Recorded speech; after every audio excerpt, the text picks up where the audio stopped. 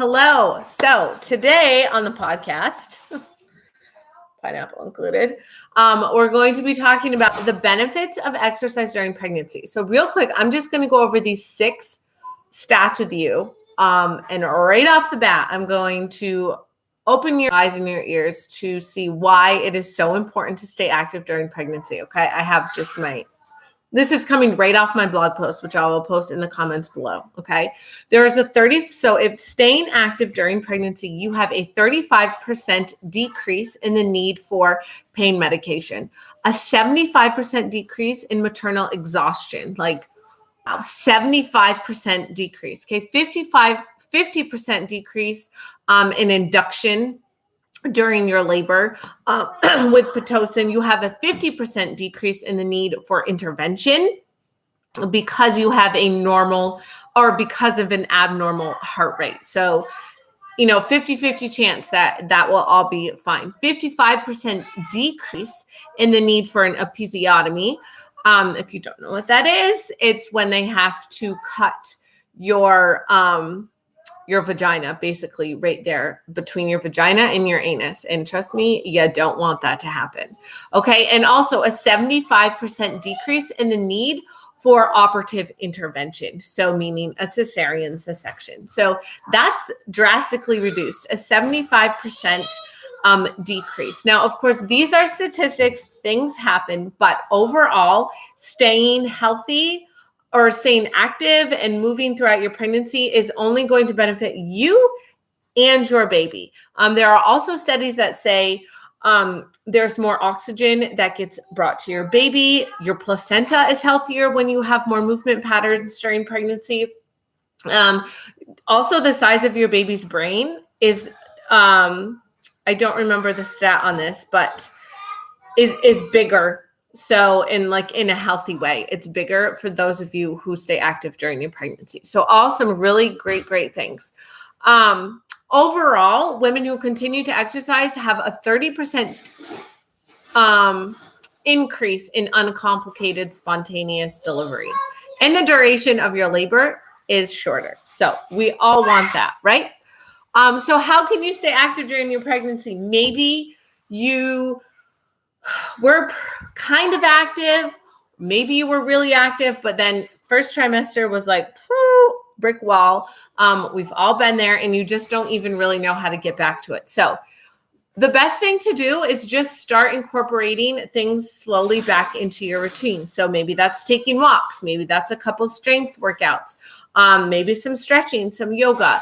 And then the very important thing that you need to understand is you need to start to begin to working your deep core and your pelvic floor, because that is, as your body goes throughout pregnancy, you're stabilizing muscles and all of those things are changing. Like you're growing a human. So you become off center. So it's really important to keep that center of gravity as strong as possible. So your pelvic floor, your inner thighs, your outer thighs, your hips, your entire core region. So important to work that.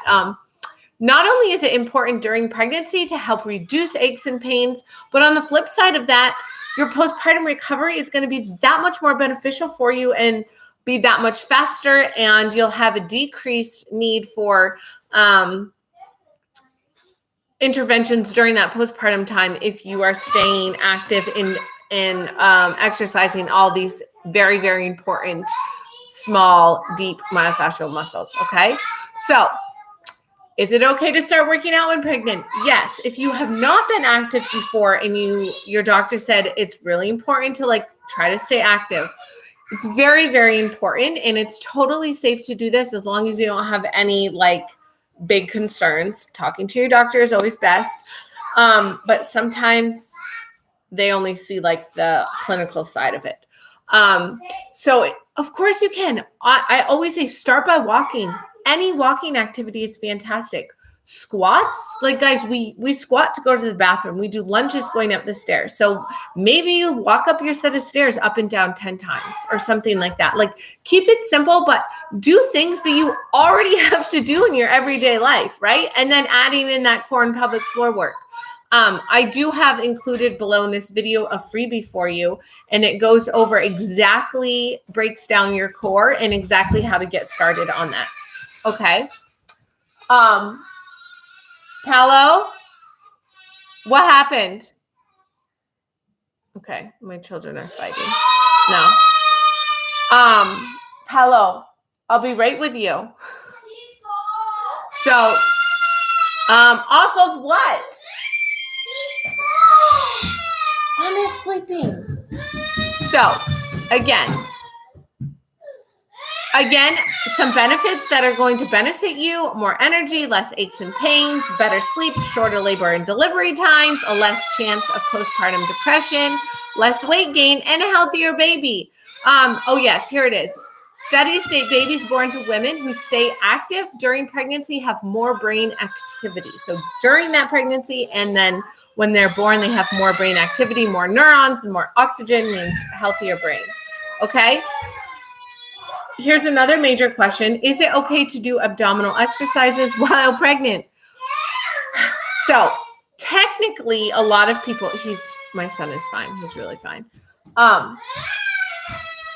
Technically, women think like crunches, right? That's like just like such a baseline move, and it really only works your top abs. So you shouldn't really do sit-ups anymore, but what you can do is start working your inner abdominal core, your deep core, along with your pelvic floor and your inner thighs and your outers and all of that. That's going to give you the strongest core possible. And that's the best way to work because you're working that deep, deep inner layer. So doing that is key. And all of that you can do during deep breathing. And I go over that in that freebie if that's free for you. And if you just one second.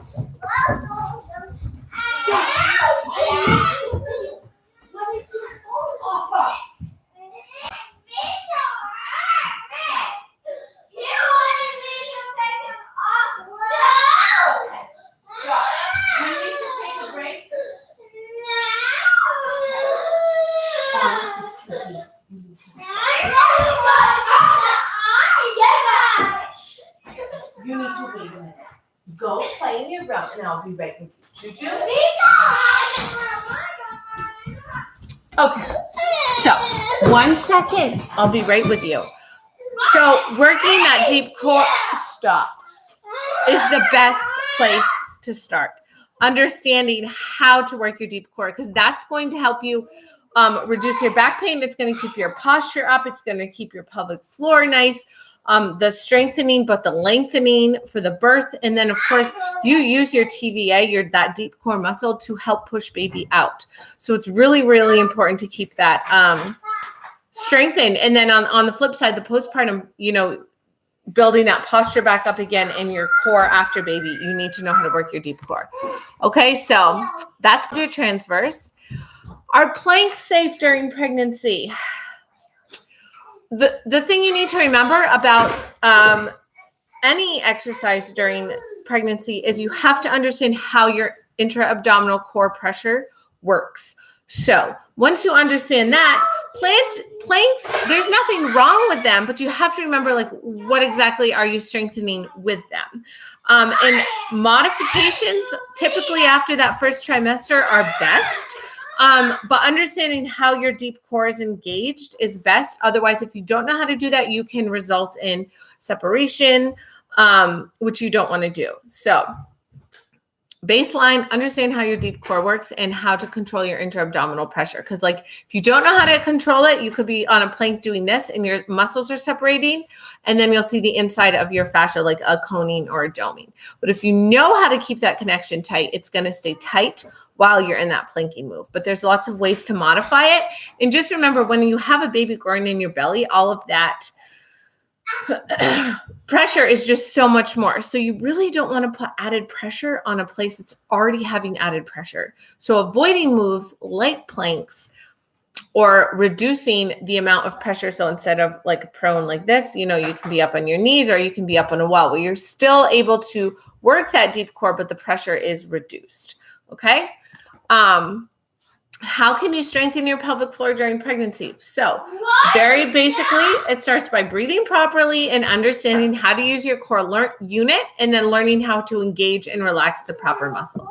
So make sure you download that freebie if you haven't yet, because that's going to walk you through that. And it's more than just a Kegel. It's literally about your breath. So it's connecting to your breath and using your inhale, expansion through your ribs, your deep core. I'm making a video. And then your pelvic floor. I'm making a video. Okay. And then understanding how it all comes back together. So how long can you run during pregnancy? This is a question I also get a lot. That's going to be personalized based on you. However, typically about 20 weeks, you want to slow it down a notch, because you have to remember your pelvic floor, once baby continues to get bigger, it's just all of that extra pressure on your pelvic floor. So running, the impact is just going to make it worse, unless you truly feel so confident that you know exactly how to control your pelvic floor and your intra-abdominal pressure. So again, if you are like a newbie at pregnancy, or like kind of a newbie runner and never been through this before, I really, really advise you just to like find something else to do after you hit that 20-week mark. And yeah, so should you stay active during pregnancy? Absolutely. It's only going to benefit you and your baby, and you're going to get that increased energy, better sleep. What was the other thing? Less aches and pains, shorter labor and delivery times. So absolutely, it's a must, and it's only going to better you for your postpartum recovery. Okay. So I always say postpartum recovery begins during pregnancy. So it's so important to begin it then, and then understanding how all of that works, your intra-abdominal pressure and all of that during pregnancy. If you practice it then you know how to do it. Yes. Vito 7 now. So there's that for you. Thanks for tuning in. If you have questions, make sure to drop them below. Make sure you grab that freebie below, and I'll see you later. Peace. Now am I 7? No.